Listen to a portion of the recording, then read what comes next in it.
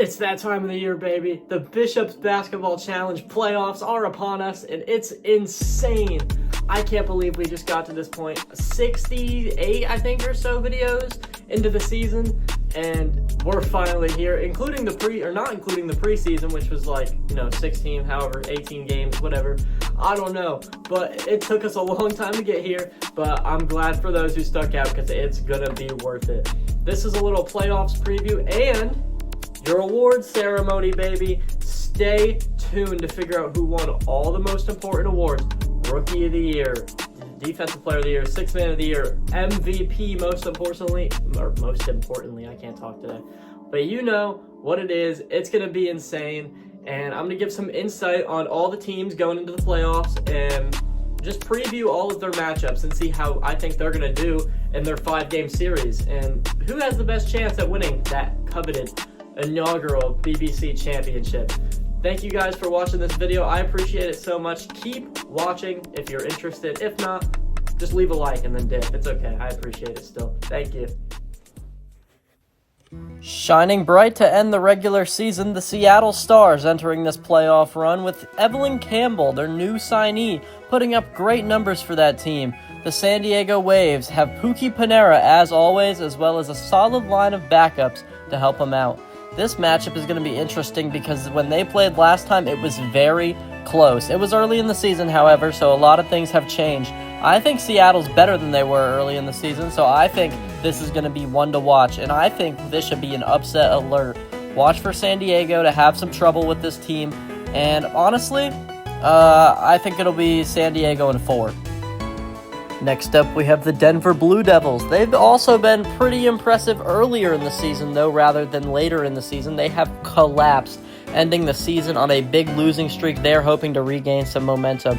And Fargo is actually one of the teams contributing to their losing streak as they beat them towards the end of the season, and we're actually handed them their last loss of the season. So Denver is looking to come in here and beat a team that they just lost to. It's going to be hard to do, but it's possible. Denver is a good team, and I know they're on a losing streak now, but they won't be on it for long. Fargo is good, though. Paul Donlin is incredible. He will be the difference maker. Here's a look at Miami and New York, man. Miami, they need something special to go on here, man. They don't have the numbers that some of these other teams do, but New York, however, has been slumping off recently. They also are not as good as they were earlier in the season. Here's a look at their match that took place earlier in the season. Gregory Harrington, Seth Peters, they're two top guys, and I think it'll continue to be like that through this playoff series. I think it's going to be a very defensive match. I think Aaron Connor and Gregory Harrington, the two best defensive players in the league, arguably, both on these two teams. It's going to be intense. And our last matchup consists of the Pittsburgh Pines. Man, they've fallen off a cliff. Great to start the season, rough end to the regular season, but they're going to try and pick it back up. And then the Louisville Stangs, the best team in the East, arguably the best team in the league. They have been very consistent. Look for Hector Castillo to be great. Speaking of Hector Castillo, top performer in the game they played earlier in the season where Louisville took home the victory by 4 points. It's going to be an intense series, and I cannot wait for the playoffs. All 4 of these games, all 4 of these series are going to be incredible. You're just going to have to be there to watch it happen. I cannot wait to be able to broadcast it and put it out for you guys. I'll send it back over. Well, welcome back. It's me again, Caden Bishop. Welcome back to the show, and thank you for that playoff preview, obviously. And now it is time for the main event, what you all have been waiting for, the award ceremony. So, without further ado, let's kick it off. I'll send it over to you. We are live from the Bishops Basketball Challenge Award Ceremony. It is going to be great here tonight, boys. I can't wait to celebrate this amazing regular season we had. And, what a season it has been so far. And it's going to continue to be amazing through the playoffs. We're going to go ahead and start you out with our block leader. This is the player who got the most blocks consistently throughout the season, overall throughout the season, and just in general, it was J.D. Zaksevich. Very impressive season, very deserving blocks leader, and he has just been crazy influential on that Milwaukee team, spreading the good vibes every single week, spreading just all the knowledge he knows about ball, and he knows a lot in that center position. Look for him to go on and be great in Season 2. He did not make the playoffs, unfortunately, as we're going to look at some clips here, but it doesn't matter. He was still fantastic this season, and he will continue to be great for the Milwaukee Crooks in the consistent future. Look at this, man. He just knows how to read the play. He just knows where the ball is. He always knows what's going on, and he's able to rebound so well. Wow. Let's go ahead and get into your next award, your steals leader from Season 1.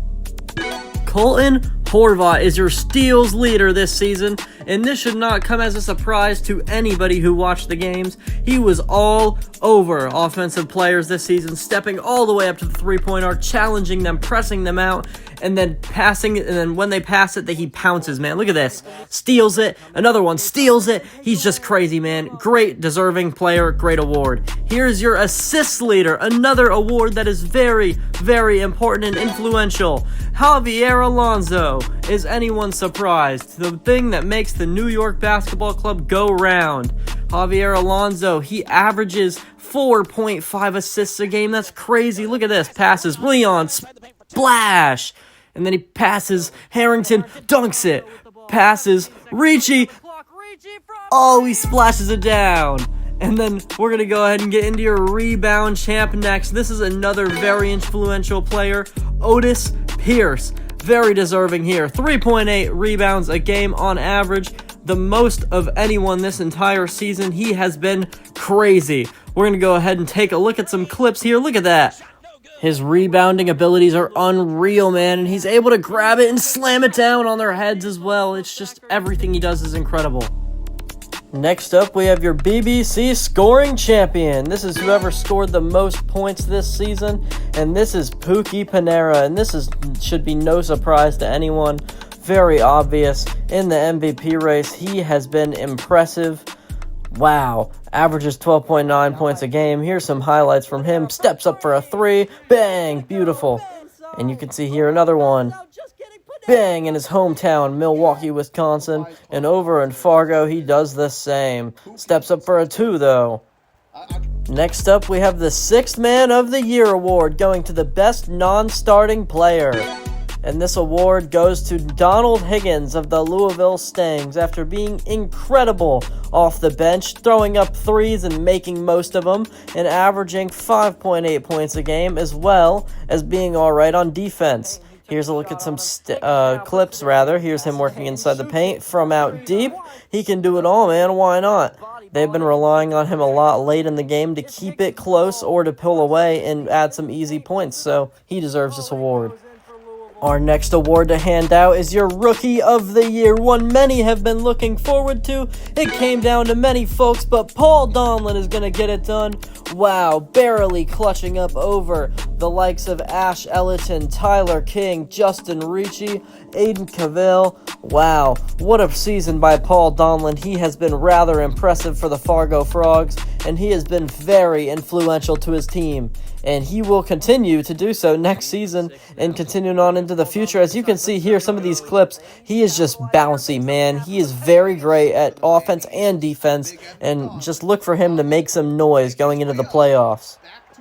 Here we are, our next award, the Defensive Player of the Year, the second to last award to hand out. This one's a good one. Otis Pierce is your Defensive Player of the Year. Good season for him. I mean, the stats speak for themselves. He averages 1.5 blocks a game. Wow, that's impressive, man. He shuts down the defense on pretty much every level possible. We're going to go ahead and look at some clips here. You can see Aaron Connor, one of the other best defenders in the game, blocks him, shuts him down. Insane. His ability to adjust to the defender when they move around positions and switch all over the court to adjust to any playing style is unreal, and you could see he's just so good. And what you've all been waiting for, your Season 1 MVP, it goes to Pookie P.P. Panera. 12.9 points a game, 1.2 rebounds, 1.4 assists, 0.2 steals, and 0.1 blocks averaged on the season. Great numbers for someone coming into this league. I mean, wow, incredible stuff. He was the MVP for his team. You saw it when he was on the court. The San Diego Waves were better. I mean, it was just insane. We knew this battle was going to be a close one between Pookie Perez and Castillo, but it came down at the end of the day to who contributed the most to their team, and this guy took this team from a bottom-of-the-barrel program to a top-tier number 1 seeded team in the entire league. To say Pookie Panera is the greatest player in the league is an understatement. Thank you all. Those are our awards for Season 1. I appreciate it so much. All the support, everything. The playoffs are ready to begin. Keep tuning in. Keep staying tuned for updates, and there will be more to come. Thank you all for watching this installment. This broadcast of the Bishop's Basketball Challenge cannot be replicated, reproduced, or retransmitted without authorized consent. BBC thanks you for your loyal viewership, and we hope you enjoyed today's broadcast.